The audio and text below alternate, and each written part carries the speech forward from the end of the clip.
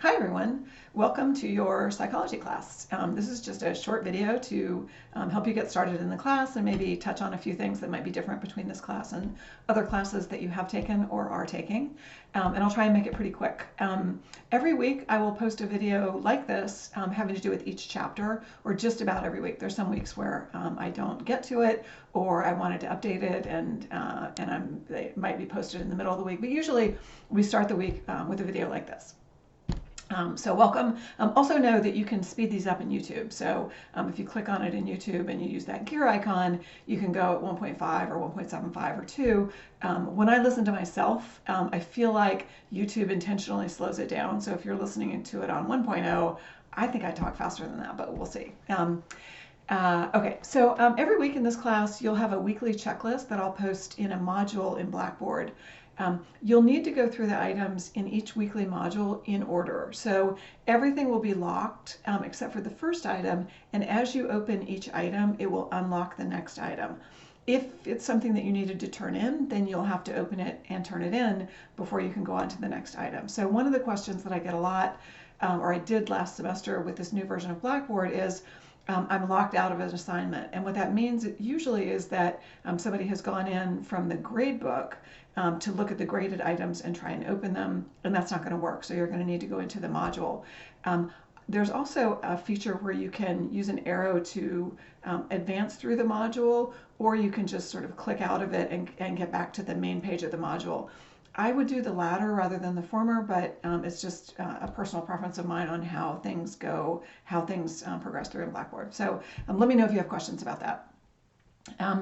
I try and post the next week a few days before it actually opens. So if you log in on maybe a Thursday or a Friday, you might see the current week and then the next week there. Finish the current week before you go on to the next week.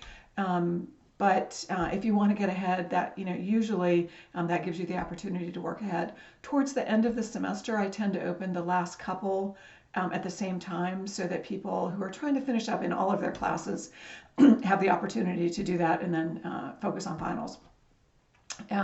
Late work. So I get a lot of questions about late work. I have a pretty liberal late work policy, and that is, if you can beat me to the grade book, then I will grade your work.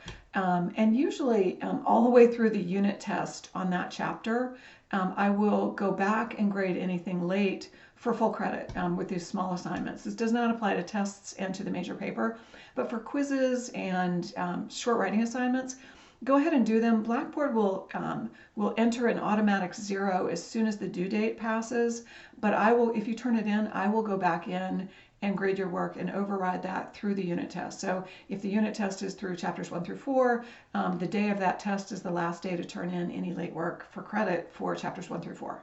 So if you've got questions about that, let me know. Actually, I should just say, if you have questions about any of this, let me know.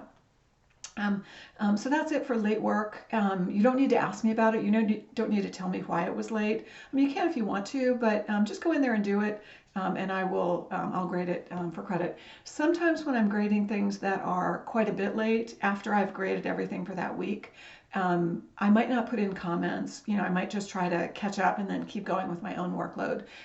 So if that's the case and you wanted comments on something and you don't see them, feel free to ask me about those. I don't get very many questions like that, but I'm always happy to talk to you about any of your graded work that you want to. I typically grade things. The week closes on Sunday, and I typically grade things by the end of the day on Wednesday. I try and get it done earlier than that. Sometimes it's a little bit later. It depends a little bit on what's going on during that week, weather-wise and school-wise and all of those things, just like it does in your life. Okay, so that's that. If you miss a week, if you miss an entire week, I would say work on the current week first and then go back and do that prior week. If you miss 2 weeks in a row, I have to drop you from the class. So if there's a student that I have not seen and has not turned in anything for 14 consecutive days, we're required to drop them from the class. So make sure that doesn't apply to you. And if you've got questions or if there's something I can help you with, there are many ways to contact me.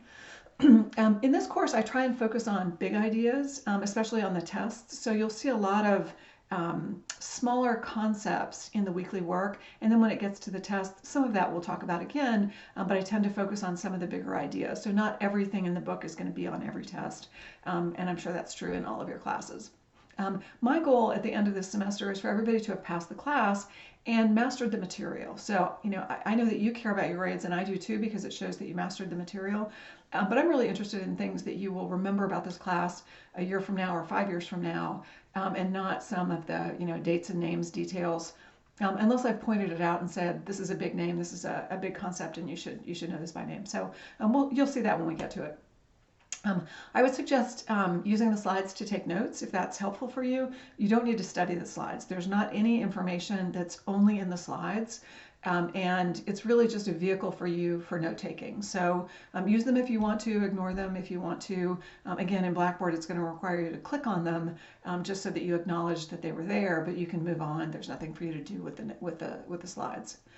For the short writing assignments, usually if I ask you to watch a video or take a survey or do something, I may also ask you to write about it and reflect on it. And the reason for that is, I want you to know why you watched that funny video. If you watch Charlie Bit My Finger, for example, really old video, a lot of people laugh, it went viral. It went viral because it violates our expectations in some way about something important having in psychology. So when I try and mix up the videos so that you get a broad view of things that we're talking about in the class and a way to apply them. The short writing assignments are largely graded on completion.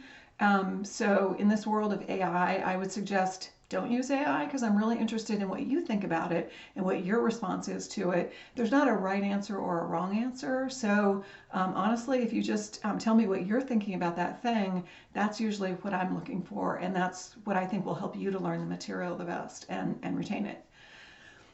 Discussions. Some people like online discussions, some people don't. I actually don't as a student, but I recognize that students do. There were times where I took it out for the semester and then people said, put them back in. And then I put them back in and it's like, take them out. So there's not one thing that works for every student. If you like discussions, great. There'll be one almost every week in this class.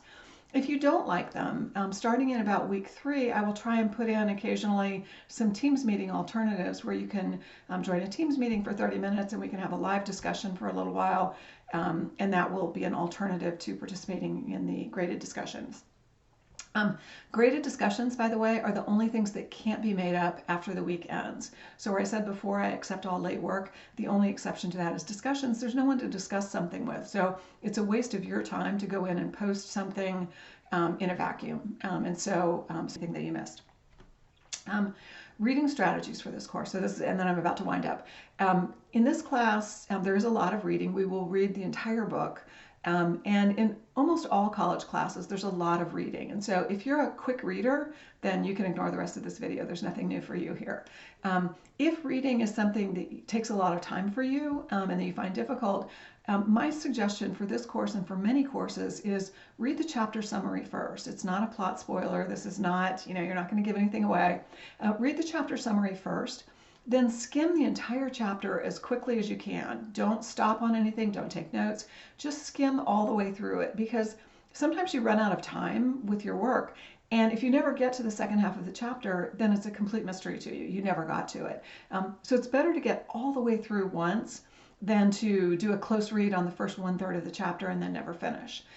So do that, then look at the chapter summary again and look at those main points and see whether there are some that you feel like you still don't understand or that you need to go back and get more information on. And there may be several.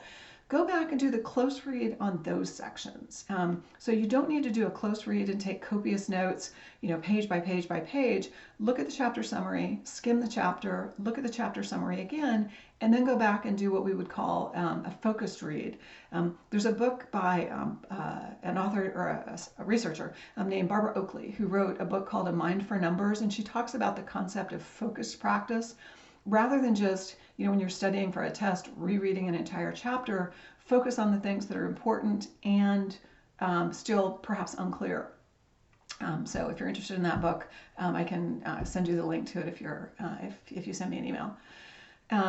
Okay, and the class should take you, when I am designing the work for the week, when I look at the checklist, I'm assuming that it's going to take you about 3 hours to do everything on the checklist after you've read the book.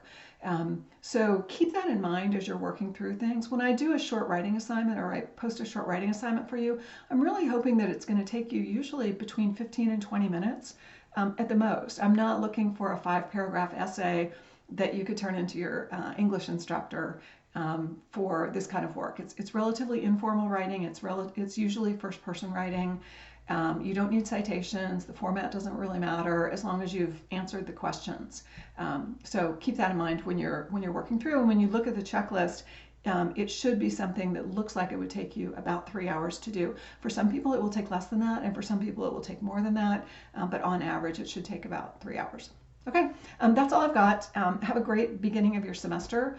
And as I've said 17 times in this video, probably, let me know if you've got questions. Thanks. Bye.